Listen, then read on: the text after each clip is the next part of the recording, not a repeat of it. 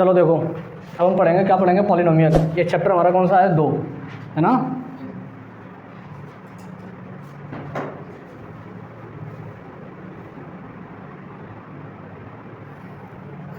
देखो, बहुपद पहली बात तो हम पढ़ चुके हैं कक्षा 9 में, चैप्टर पढ़ा था। जिसने अच्छे से नहीं पढ़ा तो वो जाने। इसका रिलेशन कक्षा हमारा अगर हम बात करें कक्षा 6 से चल रहा है ना। सबसे पहले तो कक्षा 6 में हमने पढ़ा था इसमें बीजगणित,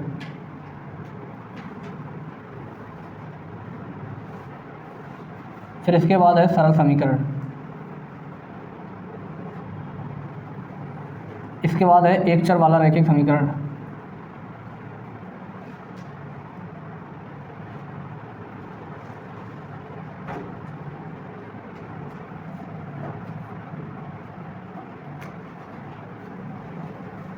और इसके बाद है हमारा बहुपद। ये हमने किस में पढ़ा था, कक्षा 6 में।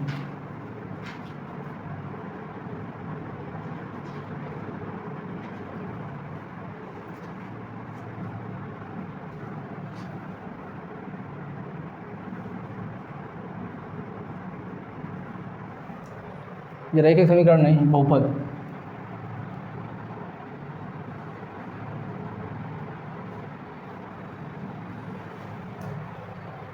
ठीक है, इंग्लिश में भी लिखें, छोड़ो इंग्लिश में रहने दो। इसको बोल देंगे अलजेब्रा की क्वेश्चन। अगर बात करें बीजगणितीय समीकरण, इसको बोलेंगे लीनियर इक्वेशन, इसको बोलते हैं linear equation in a variable, इसको बोलेंगे पॉलिनोमियल। ये तो लिखा ही है, ठीक है। ये हमने कक्षा 9 में पढ़ा था। जब कह दो कक्षा 9 में पढ़ चुके हैं, मुझे 10 में पढ़ने की क्या जरूरत है। इसका मैंने जो आसान तरीके, बिल्कुल लो लेवल के जो होते हैं वो कक्षा 9 में पढ़ाए जाते हैं। इससे स्टैंडर्ड जब हम आगे बढ़ते हैं तो पढ़ेंगे हम बहुपद। इसमें देखो, एक अगर हम इसका संधि विच्छेद करें, बहु मतलब बहुत और पद मतलब इसमें एक से अधिक पद हो, उसको बोलेंगे बहुपद, है ना। बहुपद कहने का मतलब ये है जिसमें एक से अधिक पद हो। एक भी पद हो कोई दिक्कत नहीं उससे, अपने बहुपद की परिभाषा हम देखेंगे, ठीक है। तो सबसे पहले तो अगर हम बात करेंगे यहाँ पर, इसमें हमारे वेरिएबल हो जाते हैं। इसमें पद की बात करते हैं, कभी कभार पद इसमें एक पद आते हैं, दो पदी होता है, दो पदी बहुपद, त्रिपदी बहुपद, चार पदी बहुपद, ठीक है। इसमें देखने होते हैं चरपद हमारे होते हैं। चरपद कौन से होते हैं, जिसमें x, y, z इस प्रकार से लिखे हो, तो इनको बोलते हैं चरपद। बहुपद को अगर हम बात करेंगे, बहुपद को दर्शाने का तरीका इस प्रकार से है, a0 x की पावर 0, a1 x की पावर 1, a2 x की power 2 plus z dash an x की पावर n। अब ये बताओ हमें, पी एक्स बराबर ये लिखा है a0, x की पावर 0 की वैल्यू कितनी होती है, 1। तो 1 का कोई मतलब नहीं है, a0 a1 किसी की पावर 1 का कोई मतलब नहीं है, लिखो चाहे ना लिखो वो 1 हमेशा होती है। a2 x square plus z dash an x की पावर n, ठीक है। यहाँ अगर बात करेंगे, चूँकि a0 a1 a2 a3 dash an, ये हमारी जो कुछ भी संख्या होंगी इनको बोलेंगे परिमेय संख्या। क्या बोलेंगे इनको, परिमेय संख्या, या वास्तविक संख्या बोल दो, परिमेय संख्या जरूरी नहीं है। अरे भाई,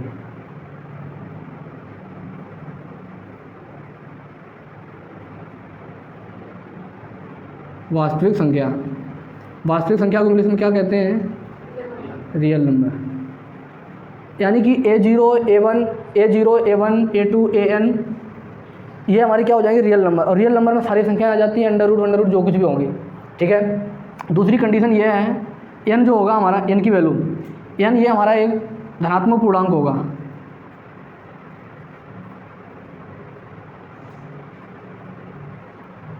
ठीक है। n की वैल्यू क्या होगी, धनात्मक पूर्णांक, यानी कि n की वैल्यू हमारी पूर्णांक संख्या हो जाएंगी हमारी, ठीक है। अगर इस रूप में लिखा है तो इसको बहुपद लिखेंगे। बहुपद का लिखने का तरीका, दूसरी चीज़ ये है, बहुपद को हम इनकी जो पावर हमारी है, पावर के अनुसार लिखते हैं। पावर को या तो आप बढ़ते क्रम में लिखना होगा, या तो हमें घटते क्रम में, या तो लिखेंगे आरोही, जिसको बोल देंगे इंक्रीजिंग,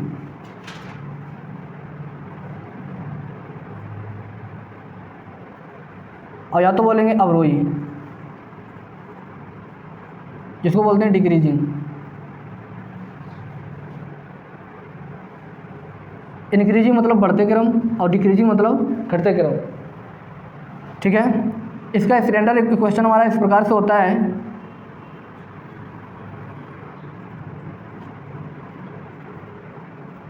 इसको बोलेंगे मानक समीकरण। ax² plus bx plus c, इस रूप में लिखेंगे इसको। जो भी समीकरण होगा उसका कंपेयर करेंगे ax² plus bx plus c।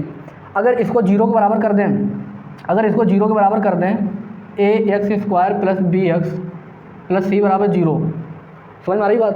तो यहाँ से बन जाएगा हमारा ax² प्लस bx बराबर में माइनस c।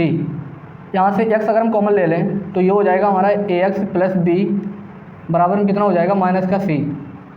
ax प्लस का b बराबर कितना हो जाएगा, माइनस का c।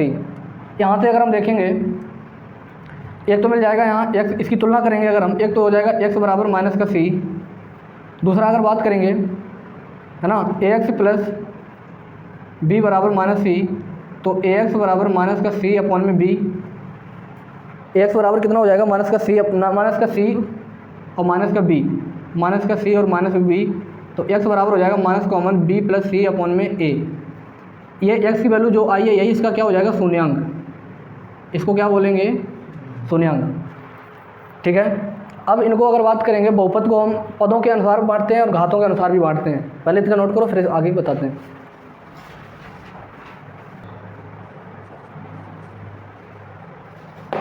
चलो देखो,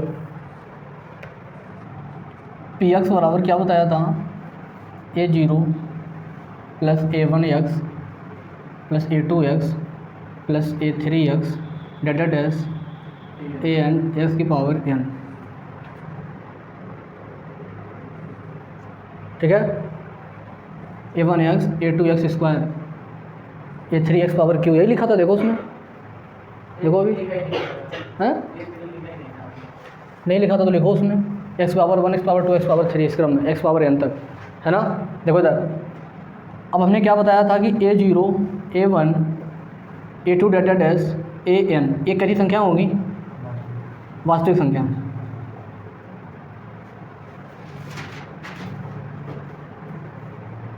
तो वास्तविक संख्या में हमारी सारी संख्याएं आ जाएगी, 1 2 3 1/2 √2 √3/4, ये सारी संख्या हो जाएंगी।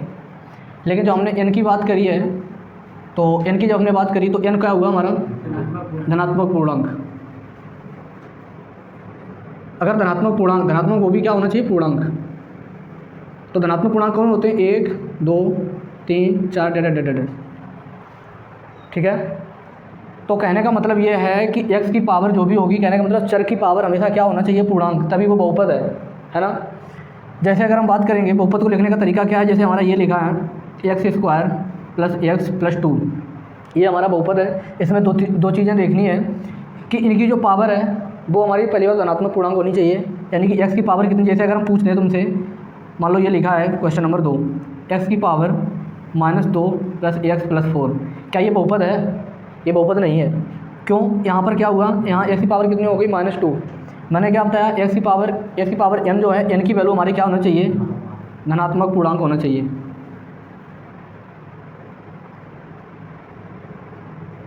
क्या होना चाहिए, धनात्मक पूर्णांक। दूसरा मैंने आपसे ये कहा, ये हमारा बहुपद है, ये तो हमारा बहुपद है, ये हमारा बहुपद है। मैंने मान लो ये लिख दिया 1/2 x प्लस का x², ये हमारा बहुपद है, बताएं, ये हमारा बहुपद है।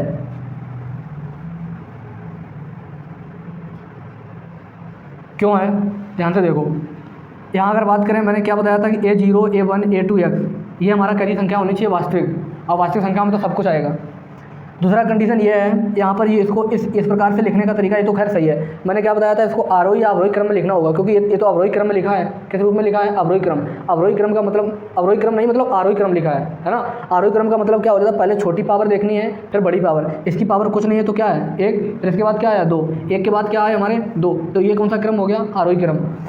इसी प्रकार से अगर ये क्वेश्चन हमारा ये लिखा होता √2 x की पावर 5, है ना, प्लस का 4x power 4 plus 3x² 3x power q plus 1/2 x² plus 2, तो ये हमारा बहुपद है, ये भी बहुपद है। क्योंकि हमें यहाँ पर √2 दिख गया, उससे हमें कोई मतलब नहीं है। हमें यहाँ पावर देखनी है, पूर्णांक है कि नहीं है, ये पूर्णांक है पावर की नहीं, बिल्कुल पूर्णांक पावर है। समझ में आ रही बात। अगर मैंने इस प्रकार से अगर मैंने ये लिख दिया क्वेश्चन 5x की पावर 1/2 प्लस का 3x की पावर 1 छोड़ो, केवल ये लिखा है, क्या ये बहुपद है? बताएं, ये बहुपद नहीं है। यहाँ x की पावर क्या लिखा है? 1/2। मैंने क्या बताया, यानी जो है वो धनात्मक पूर्णांक होना चाहिए। क्या 1/2 एक पूर्णांक है? कभी ये कहा कि ये वाला ये बैग हमारा 1/2 है, ये कुर्सी हमारी 1/2 है, ये मार्कर हमारा 1/2 है। इसको जितना भी टुकड़ा करोगे आधा जो कुछ भी है एक ही मानोगे, जो कुछ भी मानोगे। समझ रहे बात को? जैसे आगे क्वेश्चन अगर हमारा इस प्रकार से मैंने लिख दिया माइनस का 5x की पावर x प्लस का 2 मान लो लिख दिया, क्या ये हमारा बहुपद है? बताएं। बिल्कुल है। हमें ये तो हमने वास्तविक संख्या में सारी होती है, माइनस भी तो होता है, माइनस से कोई माइनस भी होगा। वास्तविक संख्या में सारी संख्या आ जाती हैं, है ना, अपर में पर में जो कुछ भी है। और इसकी पावर क्या है? 1 एक कैसी है? धनात्मक पूर्णांक, और धनात्मक पूर्णांक है तो ये हमारा कैसी संख्या है? ये हमारा बहुपद है। और ये वाला बहुपद, ये बहुपद नहीं है। और कोई बचा है? इसकी बात करें, बहुपद है।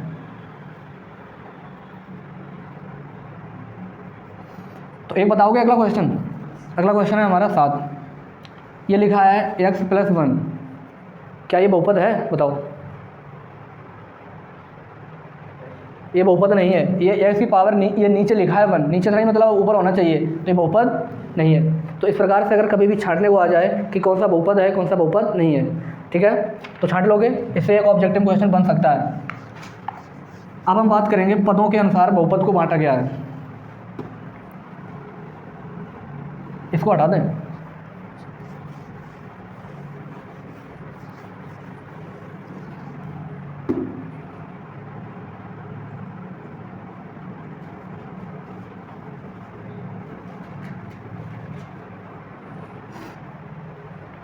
ठीक है, देखो सबसे पहले तो अगर हम बात करेंगे, सबसे पहला हमारा आता है एक पदी बहुपद।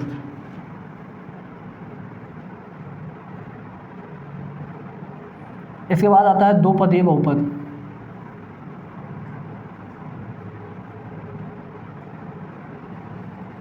इसके बाद आ जाता है त्रिपदीय बहुपद। क्या लिख दें?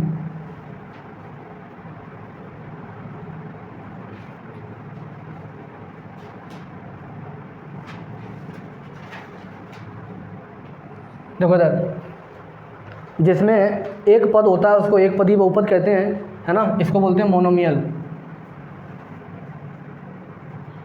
इसको बोलते हैं बाइनोमियल, इसको बोलते हैं ट्राइनोमियल। एक पदी बहुपद, द्विपदी बहुपद और त्रिपदी बहुपद। जिसमें एक पद होता है उसको एक पदी कहते हैं, जिसमें दो पद होते हैं उसको बोलते हैं द्विपदी बहुपद। जैसे अगर बात करें, ये लिखा है 2x 3x मान लो लिखा है ना, 6y लिखा है, मान लो 2y लिखा है, etc। ये हमारे एक पदी बहुपद है ना। इसमें एक पद लिखा है, एक पद है केवल, ठीक है।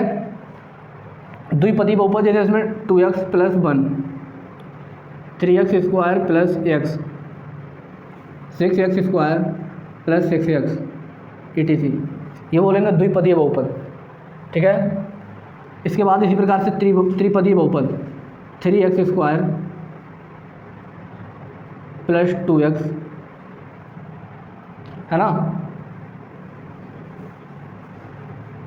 प्लस का 3, 4x square plus 6x plus 1 etc।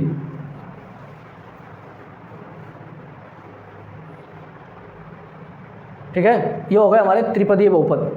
तो एक पदीय, दो पदीय और त्रिपदीय बहुपद हमारे ये रहे, ठीक है। इसके बाद हम बात करते हैं, इसमें पूछा जाता है जो भी हमारे पद दिए गए हैं उनकी घात क्या है, ठीक है। तो जैसे हमारा ये क्वेश्चन पूछा जाएगा इसमें, जैसे अगर मान लो ये क्वेश्चन लिखा है हमारा 2x स्क्वायर प्लस का 6x प्लस 1, तो इसमें जब भी अगर घात पूछा जाए तो पूछा जाए तो इसमें अधिकतम घात आपको देखनी है। अधिकतम घात कितनी है?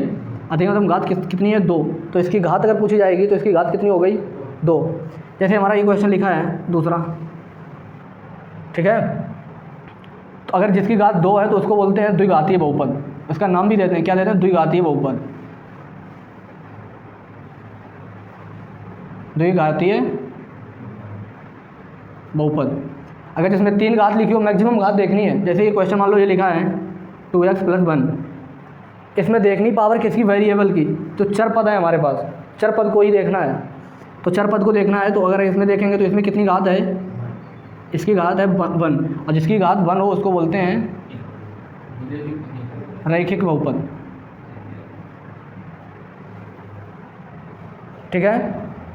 इसी प्रकार से अगर 3 घात वाला आ जाए 6x³ प्लस का 4x² + 1, तो इसमें अगर घात देखेंगे तो घात अगर हम देखेंगे तो घात कितनी है इसमें, 3। अगर 3 घात है तो उसको क्या बोलेंगे, त्रिघातीय बहुपद। ठीक है। ये हमारे हो गए एक रैखिक बहुपद और द्विघातीय बहुपद और त्रिघातीय बहुपद। इसी प्रकार से अगर 4 घात में लगाए तो चतुर्घातीय बहुपद। इस प्रकार से लिख देंगे, कोई दिक्कत यहाँ पर। अब यहाँ पर एक चीज़ और समझना, अगर कोई भी क्वेश्चन है हमारा, उसमें पूछा जाए कि ये जो बहुपद दिया गया है, इस बहुपद के शून्यांक कितने हैं, उस बहुपद के शून्यांक कितने हैं, तो अगर वो द्विघातीय बहुपद है तो उसके शून्यांक 2 होंगे। शून्यांक क्या होते हैं, शून्यांक वो होते हैं अगर कोई भी अगर संख्या आप इसमें रखोगे, अगर 0 बना दे रहा है तो हम उसको कहेंगे ये इसका शून्यांक है। यहाँ अगर बात करेंगे ये रैखिक बहुपद है तो इसके शून्यांक कितने हो जाएंगे, इसके शून्यांक कितने होंगे, 1। अगर ये त्रिघातीय बहुपद है तो इसके शून्यांक कितने होंगे, हाँ शून्यांक इसके होंगे 3। मैं अगर ये कहूँ, जैसे ये क्वेश्चन मेरा ये लिखा है 2x + 1, इसका शून्यांक आपको निकालना है। तो आपको शून्यांक निकालने के लिए क्या करोगे, 0 के बराबर करोगे तो 2x बराबर कितना हो जाएगा, -1। तो x बराबर हो जाएगा -1/2। ये इसका आ गया शून्यांक। इसके अलावा इसका कोई भी शून्यांक नहीं आ सकता अब। तो अगर ये क्वेश्चन में आ जाए, ये अगर कोई एक क्वेश्चन दे दिया जाए, उसमें कहा जाए कि इसका शून्यांक है या नहीं। जैसे हमने तुमसे क्वेश्चन कह दिया, मान लीजिए एक क्वेश्चन हमारे पास ये है, px बराबर मान लो मैंने लिख दिया है 2x² - 3 या 2x - 3। मैंने ये कहा ये बहुपद दिए गए बहुपद का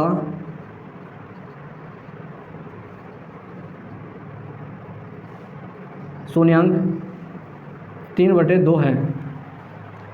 यहाँ लिख दिया मैंने, सिद्ध कीजिए। क्या कीजिए, सिद्ध कीजिए। क्वेश्चन मान लो ये कोई है, ठीक है। तो क्या करना है, सीधा सा मतलब ये है कि आपको px जो लिखा है, इस px बराबर करना है आपको, क्या करना है 0।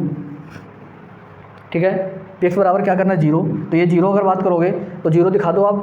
px की वैल्यू यहाँ पर लिख लो x को इसको मान लो, x बराबर कितना रख दोगे आप, 3/2 रख के देखो, 2 × 3/2 और माइनस का क्या हो जाएगा, 3 से कट जाएगा। तो p ऑफ 3/2 बराबर 3 - 3 बराबर कितना आ जाएगा, 0। अगर 0 आ गया तो हम कहेंगे कि 3/2 इसका शून्यांक है, और अगर 0 नहीं आ रहा तो इसका शून्यांक नहीं है। नोट करो फटाफट। क्या हो गया, चलो देखो, ग्राफ के द्वारा समीकरण को बनाना तुम लोग जानते हो, नहीं जानते हो। सबसे पहले तो हम सीखेंगे सरल रेखा द्वारा। ठीक है, पहला पॉइंट अगर ये है, ये बताओ y बराबर अगर x लिखा है तो इसका मतलब वो रेखा कहाँ से जा रही है, y बराबर x लिखा है तो वो रेखा कहाँ से जा रही है, नहीं पता है। ध्यान से देखो, इसके लिए ग्राफ तुमने सीखा था, इधर x लिखते हैं, इधर y, इसके लिए बनाते हैं डब्बा, कटब्बा बनाते हैं। ठीक है, अगर आप इसमें x बराबर 0 रख रहे हैं तो y बराबर भी तो 0 आ रहा है। अगर आपने x 1 रखा तो y 1 रखा, x 2 तो y 2, यही तो आएंगी वैल्यू। अपने मन से रखते हैं, तुम्हारा मन 1/2 रखो, 1/2 रख दो, फिर ग्राफ बनाना तुम 0.5 ढूंढना ग्राफ में कहाँ है, समझ रहे हो। तो इसके लिए अगर आप ग्राफ बनाओगे तो देखो ध्यान से, इधर मान लिया 1, इधर मान लिया मैंने 2।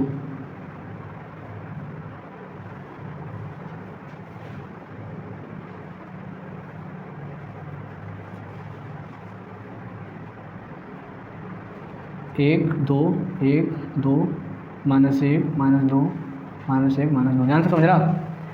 x 0 है तो y पे भी 0। ये वाला पॉइंट जो होता है ये क्या होता है, ये मूल बिंदु, जिसको बोलते हैं, क्या बोलते हैं, इंग्लिश में क्या बोलते हैं?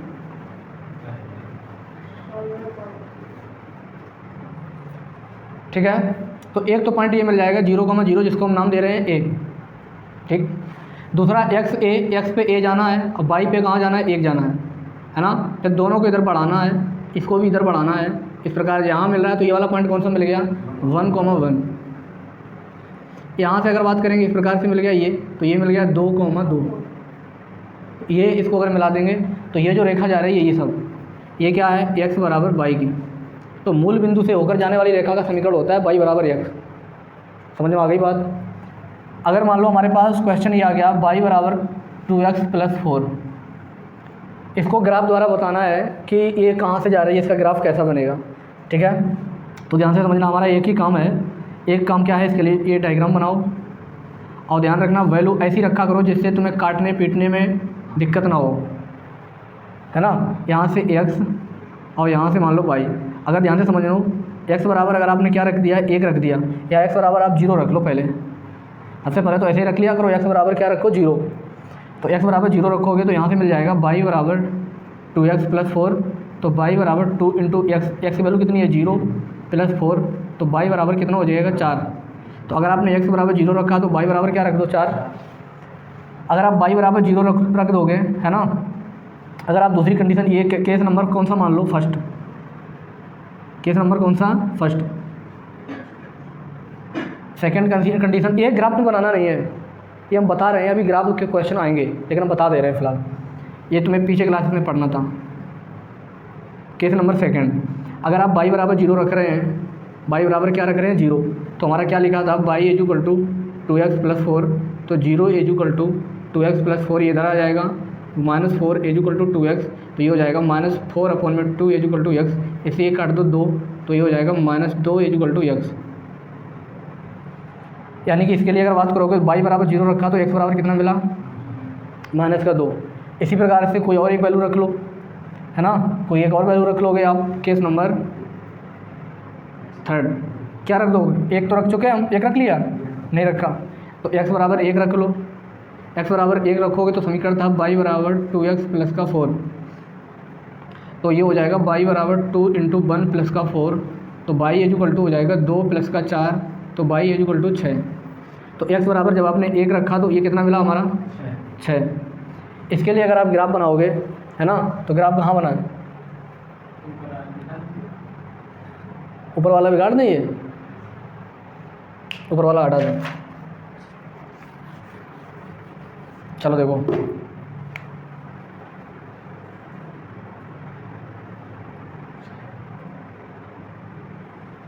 तो यहाँ मैक्सिमम पॉइंट कहाँ तक है? 6 तक। 1 2 3 4 5 6, 1 2 3 4 5 6, 2 3 4 5 6। ये ग्राफ जो हमारे अभी बनाना पड़ेगा, निर्देशांक ज्यामिति हम पढ़ाएंगे तुम्हें। सिलेबस में आया, ख़त्म हो गए, है ना। तो वहाँ तुम्हें आसानी हो जाएगी ये चीज़ें जो अभी हम सिखा रहे हैं। ठीक है, कोई भी चीज़ वेस्टेज नहीं जाती। 1 2 3 4 5 6, 1 2 3 4 5 6। पेपर में फ़िलहाल तुम्हें ग्राफ मिलेगा, उसकी चिंता नहीं करनी है। अच्छा ये बताओ, सब लोग बना लेते हो ये? चलो देखो, यहाँ से अगर बात करेंगे तो x की वैल्यू 0, तो y x पे कहीं नहीं जाना है, y पे 4 जाना है। तो ये वाला पॉइंट मिल गया, कौन सा? 0,4। समझ में आई बात? x पे कहाँ जाना है? -2, लेकिन y पे कहीं नहीं जाना है। x पे -2 कहाँ है? ये। अब y पे कहीं नहीं जाना है, तो ये वाला पॉइंट हो जाएगा -2,0। तीसरा अगर बात करेंगे, x पे कहाँ जाना है? 1, x पे कहाँ जाना है? 1, और y पे कहाँ जाना है? 6। जे रहा, जे यहाँ पे, हाँ लगभग ये है 1,6। और अगर आप इनको सबको मिला दोगे अगर आप, तो ये जो रेखा गई है ये किसकी गई है? तो y बराबर 2x + 4। समझ में आ रही बात? इस प्रकार से ग्राफ बनते हैं। ये हमारे सरल रेखा के आते हैं। क्वेश्चन में तुम्हारे परवलय के भी समीकरण दिए जाते हैं। वो परवलय कहाँ पढ़ने मिलता है? कक्षा 11 में। परवलय, अतिपरवलय, दीर्घवृत्त, सब कुछ। लेकिन इससे में तुम्हें कोई मतलब नहीं है कि परवलय का डायग्राम कैसा होता है, अतिपरवलय का डायग्राम कैसा होता है, दीर्घवृत्त का डायग्राम कैसा होता है। इसमें तुमसे पूछा क्या जाएगा कि एक डायग्राम दे दिया जाएगा, उस डायग्राम में ये कहा जाएगा कि इसके शून्यांक बताओ। शून्यांक अगर कभी भी वो शून्यांक कहेगा तो शून्यांक के लिए आपको क्या करना है?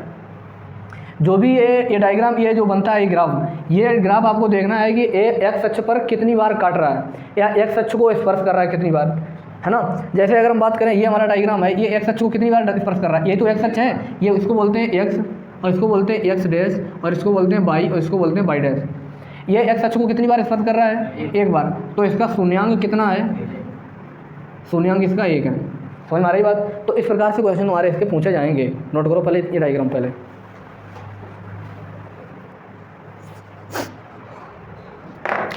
चलो देखो, अब हम पढ़ेंगे, क्या पढ़ेंगे, शून्यांक हम पढ़ रहे थे ना, शून्यांक कैसे निकालते हैं ग्राफ द्वारा।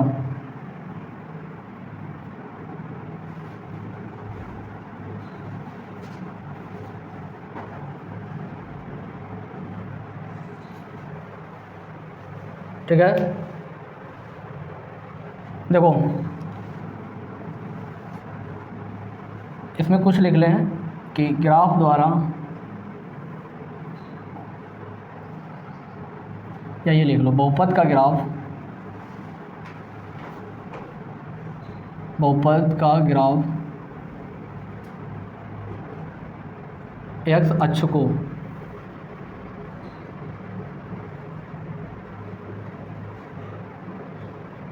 जितने बिंदुओं पर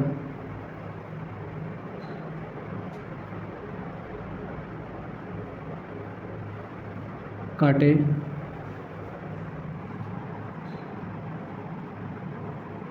या स्पर्श करें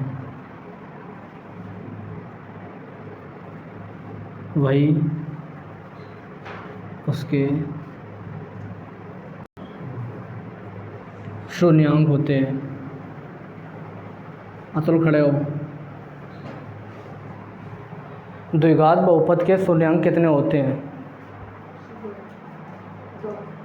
2। खड़े हो। द्विघात बहुपद के शून्यांक कितने होते हैं, खड़े हो। द्विघात बहुपद के शून्यांक 2। अगला क्वेश्चन हमारा ये है,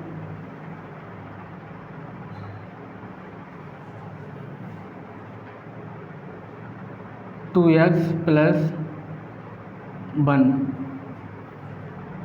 ये कैसा बहुपद है, नहीं, एक घातीय बहुपद। खड़े हो। रैखिक बहुपद कैसा है, रैखिक बहुपद। बैठो। जिसकी घात 1 है वो कैसा है, एक घातीय बहुपद। मतलब हद करे हो, अभी बताने के बावजूद भी भूल गए। तो क्या मैंने बताया, बहुपद का ग्राफ एक्स अक्ष को जितने बिंदुओं पर काटे या स्पर्श करे वही उसके क्या होते हैं, शून्यांक। बता लोगे अब, पूछें, कोई दिक्कत।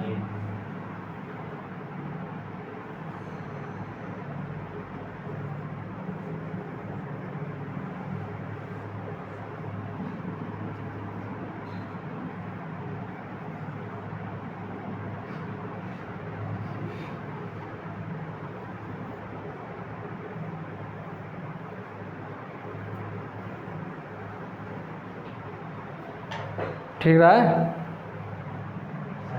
तो बताएंगे, सबसे पहले तो बताएंगे आदर्श। खड़े हो। आज आदर्श की बारी।